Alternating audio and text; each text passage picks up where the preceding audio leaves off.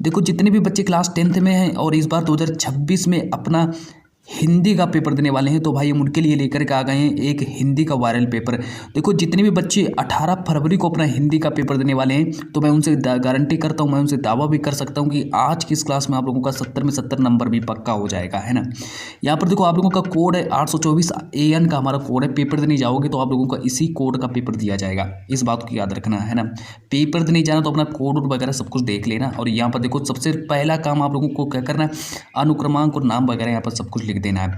इस पेपर को मैं पूरा का पूरा सॉल्व कराऊंगा, क्योंकि ये पेपर आप लोगों का लीक हो चुका है और गारंटी पूर्वक आप लोगों का यही पेपर छपने वाला है।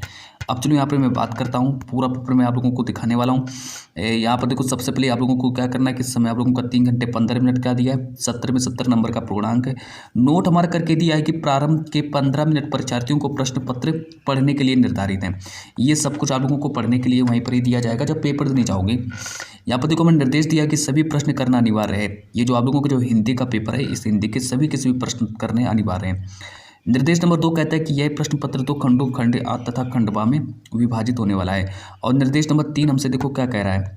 निर्देश नंबर 3 हमसे कहता है कि खंड आ में 1 अंक के 20 बहुविकल्पी प्रश्न हैं, जिनके सही उत्तर हमको OMR उत्तर पत्रक पर नीले अथवा काले बॉल पॉइंट कलम से सही विकल्प वाले गोले को पूर्ण रूप से काला करके चिन्हित कर देना है। पेपर देने जाओ आप लोगों को 20 बहुविकल्पी प्रश्न दिए जाएंगे। वही 20 बहुविकल्पी प्रश्नों को आप लोगों को OMR सीट में आप लोगों को नीले काले पेन से मतलब कि डॉट डॉट करके मतलब कि गोला बनाकर उसको काला करना है। अब देखो निर्देश नंबर यहाँ पर मेरा 4 कहता है कि खंड आ के प्रत्येक प्रश्न का निर्देश पढ़कर केवल प्रदत्त OMR उत्तर पर ही उत्तर देना है। जो आप लोगों के जो खंड आ के जितने भी प्रश्न हैं उनका उत्तर आप लोगों को OMR उत्तर पत्रक पर ही देना है। OMR उत्तर पत्रक पर उत्तर देने के पश्चात उसको काटे नहीं तथा इरेजर अथवा व्हाइटनर का प्रयोग ना करें। और प्रत्येक प्रश्न के अंक उसके सम्मुख अंकित हैं। जो प्रश्न जितने अंक का होगा उसके आगे उतना लिखा होगा। तो अब ये भी पढ़ लो। यहाँ पर देखो लिखा है कि खंड बा में 50 अंक के वर्णनात्मक प्रश्न है।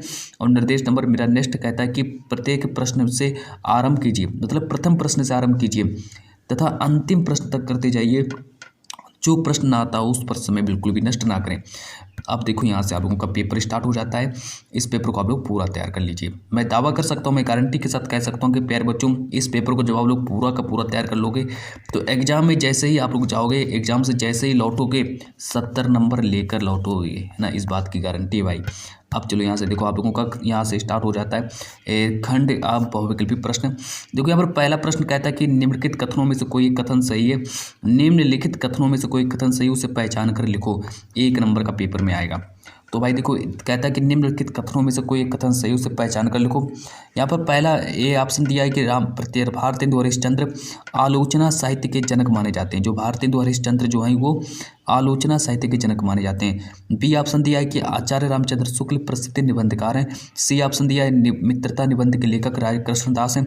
डी ऑप्शन दिया है गुनाहों के देवता के रचनाकार मुंशी प्रेमचंद्र है। लेकिन इसका राइट आंसर हो जाएगा, पेपर में आप लोगों को बी ऑप्शन को सही करना है कि आचार्य रामचंद्र शुक्ल एक प्रसिद्ध निबंधकार है। तो आप लोगों को कौन सा सही करना है, रामचंद्र शुक्ल एक प्रसिद्ध निबंधकार है। पेपर में 1 नंबर का प्रश्न आएगा।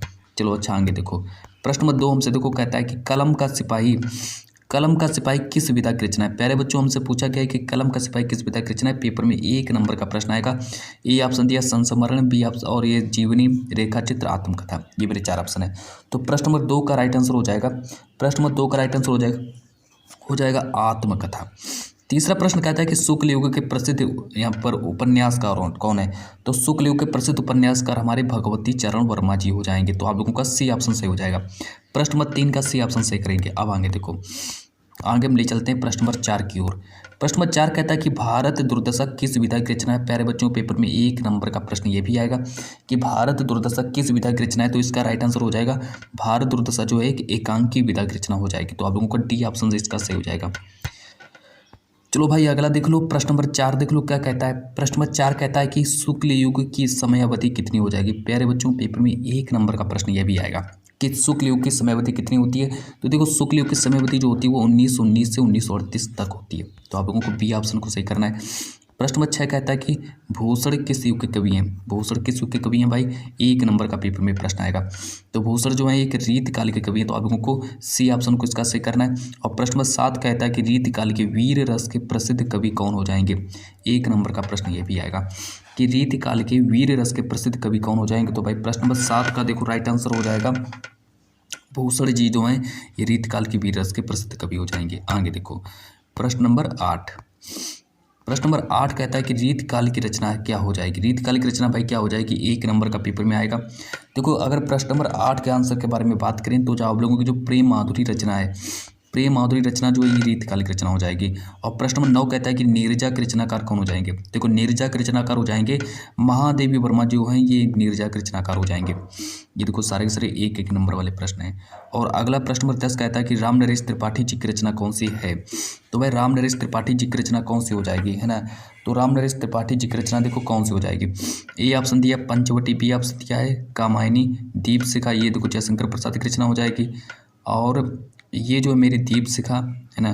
तो राम नरेश त्रिपाठी जी की रचना जो है मेरी कौन सी रचना हो जाएगी? तो भाई ये प्रश्न नंबर 10 का आप लोग मुझे कमेंट बताइए कि प्रश्न नंबर 10 का राइट आंसर क्या हो जाएगा। सभी बच्चे कमेंट करेंगे प्रश्न नंबर 10 का राइट आंसर क्या होगा। चलो जब तक मैं आगे ले चलता हूँ प्रश्न नंबर 11 की ओर, है ना? एक प्रश्न तो आप लोगों के लिए बनता है ना? क्योंकि आप लोगों का पेपर बहुत नज़दीक आ गया, तो एक प्रश्न मैं आप लोगों से कमेंट के रूप में पूछा है। प्रश्न नंबर 10, प्रश्न नंबर 11 कहता है कि प्रिय पति वह मेरा प्राण प्यारा कहाँ है? दुख जलनिधि डूबी का सहारा कहाँ है? प्रस्तुत पंक्ति में कौन सा रस हो जाएगा? कहता है कि प्रिय पति वह मेरा प्राण कहाँ है? दुख जलनिधि डूबी का सहारा कहाँ है? यहाँ पर एक दुख वाली बात हो रही है, मतलब दुख वाली बात हो रही, कोई गायब हो गया है। तो यहाँ पर भाई देखो यहाँ पर शोक हो जाएगा, मतलब वहाँ पर शोक हो रहा है। और प्रश्न नंबर 12 कहता है कि जहाँ उपमेय में उपमान का निषेध रहित आरोप किया जाता है वहाँ कौन सा अलंकार होता है? जहाँ उपमेय में उपमान का निषेध रहित आरोप किया जाता है तो भाई पेपर में 1 नंबर का ही प्रश्न आएगा, लेकिन इसका राइट आंसर हो जाएगा रूपक अलंकार। रूपक अलंकार से करेंगे, ऑप्शन नंबर सी इसका सही हो जाएगा। चलो अच्छा आगे देखो प्रश्न नंबर 11। प्रश्न नंबर 11 कहता है कि सोरठा में कितने चरण होते हैं? प्यारे बच्चों पेपर में 1 नंबर का प्रश्न ये भी आएगा कि सोरठा में कितने चरण होते हैं। देखो सोरठा में हमारे 11 चरण, 2 चरण होते हैं। यहाँ पर देखो 2 चरण लिखा है, तो सोरठा में 2 चरण होते हैं। और प्रश्न नंबर 14 कहता है कि उपसर्ग से बना शब्द कौन सा हो जाएगा? देखो सारे के सारे 1-1 नंबर वाले प्रश्न है कि उपसर्ग से भाई कौन सा शब्द बना है ना? यहाँ पर देखो उपसर्ग से कौन सा शब्द बना है ना? तो भाई यहाँ पर देखो, यहाँ पर ये प्रश्न में थोड़ा वैसा लग रहा है। देखो उप भी हो जाएगा, उपनाम भी हो जाएगा, ऊपर, है ना? तो इसका देखो ये प्रश्न में थोड़ा गलत लग रहा है भाई, है ना? ये आप लोगों का बोर्ड से प्रश्न जो आया है गलत प्रश्न आया है। इसमें मेरी कोई गलती नहीं है क्योंकि बोर्ड ने पेपर बनाया है, तो भाई है ना मैं इसमें कुछ नहीं कर सकता हूँ, है ना? देखो सारे सारे इसमें उप इसमें भी लगा है, उप इसमें भी लगा है, उपसर्ग इसमें भी ऊपर लगा है, इसमें भी उपवन लगा है। तो भाई इसमें देखो, इसमें आप लोग जो कोई भी अगर ये लगा दो या फिर ये लगा दो या फिर ये लगा दो, ये लगा दो, कोई लगा दो भाई आप लोगों का 1 नंबर मिल जाएगा, है ना? अब आगे देखो प्रश्न नंबर 15 कहता है कि नीलकमल शब्द में कौन सा समास हो जाएगा? प्रश्न नंबर 15 कहता है कि नीलकमल में कौन सा समास हो जाएगा? तो इसका राइट आंसर हो जाएगा कर्मधारय समास। इसका बी ऑप्शन से करेंगे। अब आगे देखो प्रश्न नंबर 16। तो भाई देखो यहाँ पर प्रश्न नंबर 16 को देखने वाले हैं हम लोग। प्रश्न नंबर 16 कहता है कि पत्थर का पर्यायवाची शब्द क्या होता है? पेपर में 1 नंबर का प्रश्न आएगा कि पत्थर का पर्यायवाची शब्द क्या होता है। देखो यहाँ पर इसका राइट आंसर हो जाएगा ए ऑप्शन सही करेंगे, पत्थर का पर्यायवाची शब्द पहन होता है। और प्रश्न नंबर 17 कहता है कि तद पुल्लिंग शब्द का चतुर्थी विभक्ति एक वचन रूप होगा। 1 नंबर का देखो ये प्रश्न आएगा, लेकिन देखो इसका राइट आंसर हो जाएगा सी ऑप्शन को सही करेंगे। तो हमारा प्रश्न नंबर 17 का सी ऑप्शन सही हो जाएगा, तस्मय सही हो जाएगा। प्रश्न नंबर 17 का तस्मय। आगे देखो आगे दिया प्रश्न नंबर 18 कहता है कि मोहन गीत गाता है।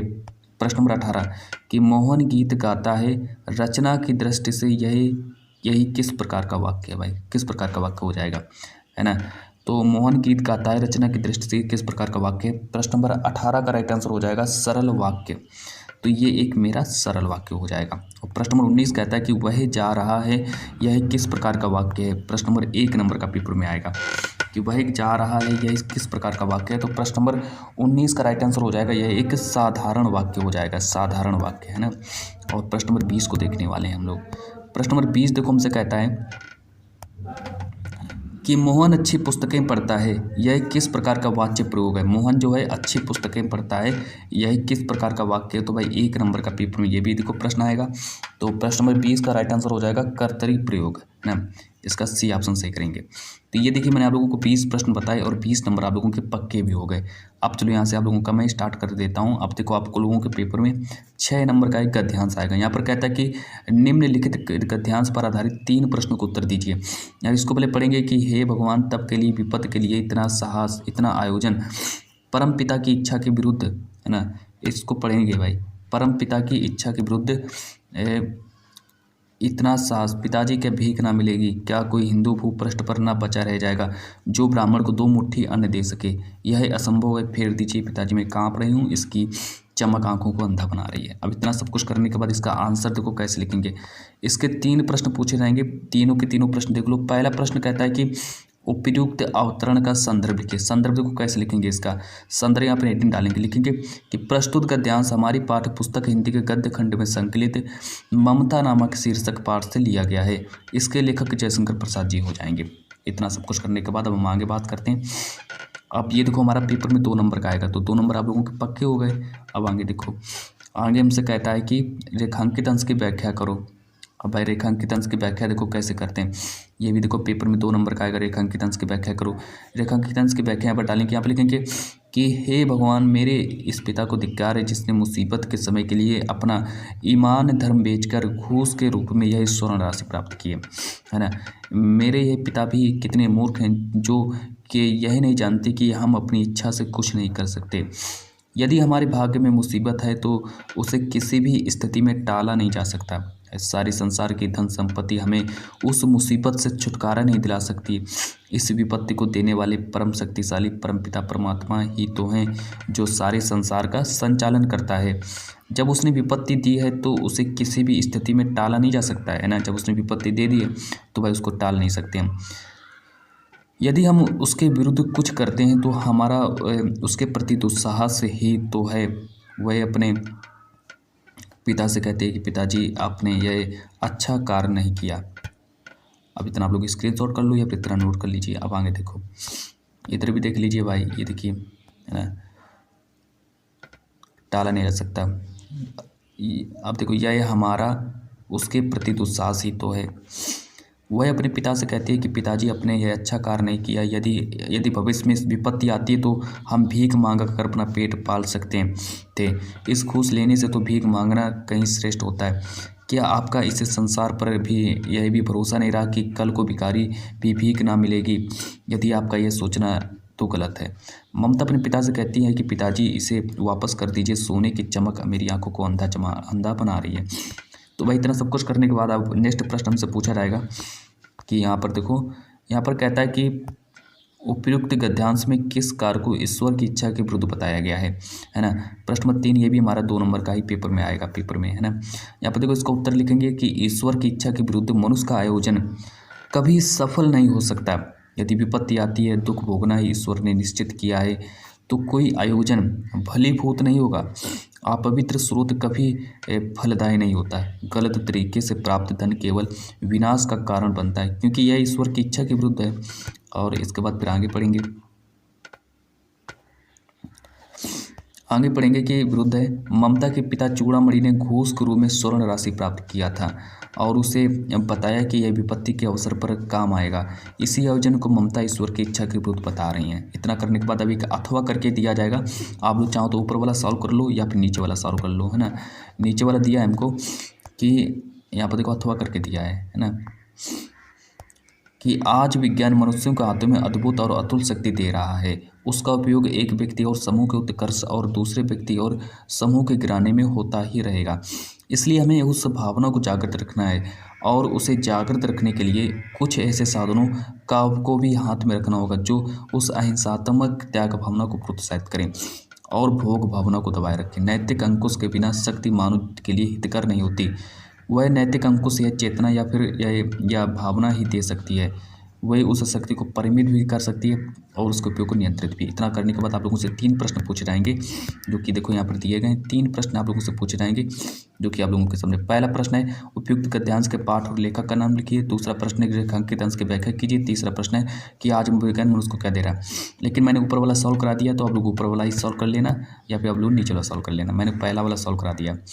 अब यहाँ पर देखो दूसरा आप लोगों से पूछा जाएगा कि दिए गए पद्यांश पर आधारित 3 प्रश्नों के उत्तर दीजिए। ये भी हमारा 6 नंबर का आएगा कि चरण कमल बंदो हरिराई, जाकी कृपा पंगु गिरी लंगे, अंधे को सब कुछ दर्शाई, बहिरो सुने गूंग पुनि बोले, रंग चले सिर छत्र धराई, सूरदो स्वामी कर्णों में बार बार बंदो ती पाई। इतना करने के बाद फिर मैं आगे ले चलता हूँ।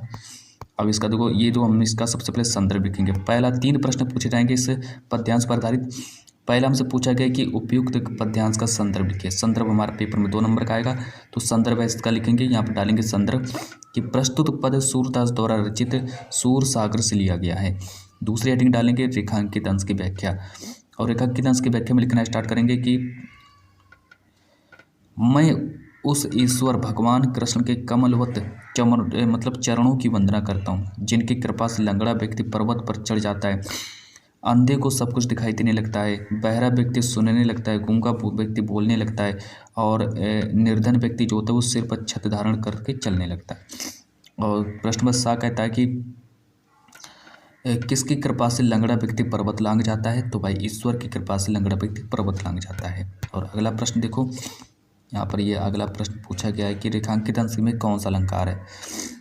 तो वह रेखांकित अंश में रूपक और अनुप्रास अलंकार हो जाएगा। तो ये यहाँ पर हमारा अथवा करके दिया, आप लोग चाहो तो ऊपर वाला सॉल्व कर लो या फिर नीचे वाला। इसमें दिया कि विश्वत रेखा का वासी जो जीता नित हाँप कर रखता है अनुराग अलौकिक, यह भी अपनी मातृभूमि पर। ध्रुववासी जो हिम में तप में जी लेता है काँप काँप कर, वह भी अपनी मातृभूमि पर कर देता है प्राण न्यौछावर। और इस पर देखो 3 प्रश्न ये हमारे पूछे गए हैं, इनका आप लोग उत्तर कर लेना या फिर ऊपर वाला सॉल्व कर लेना जो अच्छा लगे।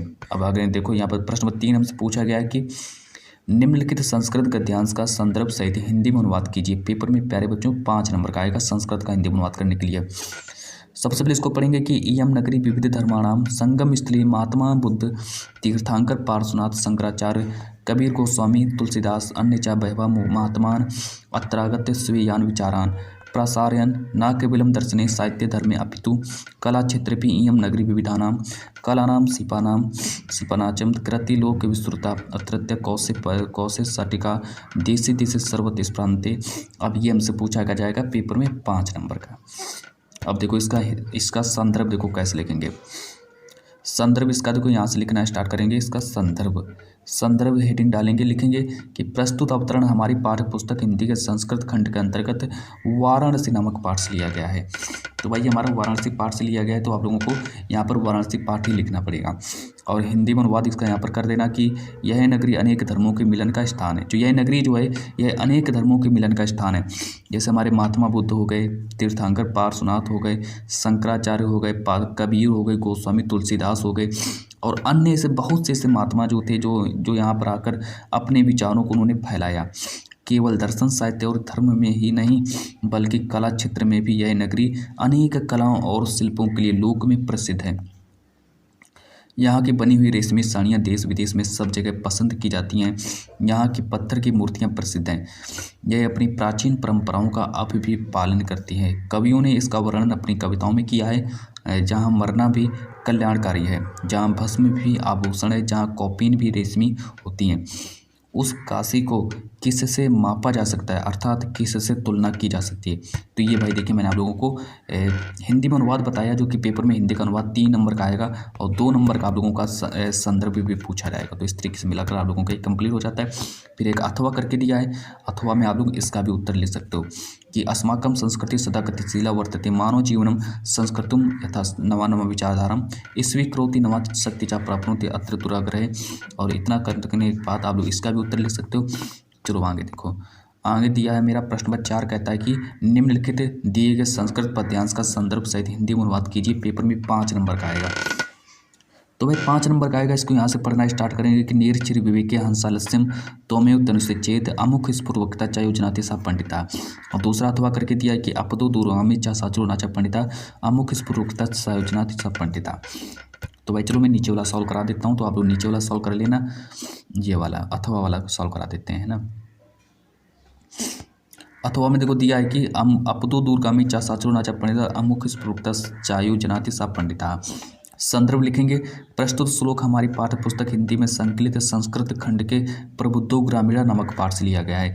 और यहाँ पे इसका हिंदी में अनुवाद कर देना कि बिना पैरों का क्या है भाई, बिना पैरों का क्या है। अपतो दूरगामी का मतलब होता है बिना पैर, किंतु दूर तक जाता है, साक्षर है किंतु पंडित नहीं, मुखविहीन होने पर भी स्पष्ट बोलने वाला है, इसे जो जानता है, इसे जो जानता है वही पंडित है। तो भाई इतना आप लोगों का हो जाएगा। मैंने आप लोगों का हिंदी में अनुवाद भी बता दिया है। अब आगे देखो, अब ये देखो आप लोगों का पूछा जाएगा कि अपने पठित खंड काव्य के आधार पर दिए गए किसी एक प्रश्न का उत्तर दीजिए। 3 नंबर का खंड काव्य आएगा। तो भाई खंड काव्य तो आप लोग लिख ही सकते हैं, इसमें बताने की कोई बात ही नहीं है ना। आप लोगों का जो पेपर में आए, जो आप लोगों के क्लास टीचर ने आप लोगों को बताया हो, तो आप लोग वही वाले लिख देना, क्योंकि जिले के हिसाब से पूछा जाता है। अब खंड काव्य को हटा करके हम सीधा ले चलते हैं आप लोगों को जीवन परिचय की ओर, क्योंकि 5 नंबर का जीवन परिचय आता है। यहाँ पर लिखा है दिए गए लेखक में से किसी एक लेखक का जीवन परिचय दीजिएगा। भाई लिखिए, रचना सहित लिखना है जयशंकर प्रसाद, रामधारी सिंह दिनकर, रामचंद्र शुक्ल। तो चलिए भाई आज हम आप लोगों को रामचंद्र शुक्ल जी का जीवन परिचय लिख करके बता देते हैं। 5 नंबर आप लोगों का क्लियर हो जाएगा। देखो यहाँ पर डालेंगे जन्म कब हुआ था। रामचंद्र शुक्ल जी का जन्म जो हुआ था वो 4 अक्टूबर 1884 ईस्वी को हुआ था। इनका जन्म स्थान कहाँ है, अगोना बस्ती उत्तर प्रदेश में इनका जन्म स्थान हुआ था। आचार्य रामचंद्र शुक्ल जी के पिता का नाम रामचंद्र बली शुक्ल था और इनकी मृत्यु 2 फरवरी 1941 को इनकी मृत्यु हो जाती है। इनकी रचनाएं देख लो, चिंतामणि विचार भी थी और रसमीमांसा त्रिवेणी इनकी रचनाएं हो जाएंगी। तो ये भाई आचार्य रामचंद्र शुक्ल जी की रचनाएं हो जाएंगी। अब आगे देखो, यहाँ पर डालेंगे जीवन परिचय और जीवन परिचय में लिखना स्टार्ट करेंगे। तो भाई देखो जीवन परिचय में देखो क्या लिखेंगे, जीवन परिचय डाल करके फिर हम लिखना स्टार्ट करेंगे कि रामचंद्र शुक्ल का जन्म बस्ती जिले के अगोना, यहाँ पर लिखा है अगोना, ये गलत हो गया है ना, अगोना कर लो यहाँ पर, बस्ती जिले के अगोना, गोना नहीं होगा अगोना होगा, अगोना नामक गांव में 4 अक्टूबर 1884 को हुआ। रामचंद्र शुक्ल 4 वर्ष की आयु में अपने पिता के साथ हमीरपुर चले गए और हमीरपुर में ही रामचंद्र शुक्ल जी की प्रारंभिक शिक्षा प्रारंभ हुई। 1892 ईस्वी में उनके पिता की नियुक्ति मिर्जापुर सदर में कानून गो के पद पर हुई। 1921 में रामचंद्र शुक्ल ने मिशन स्कूल से फाइनल परीक्षा उत्तीर्ण की, परीक्षा डबल ओवर हो गया।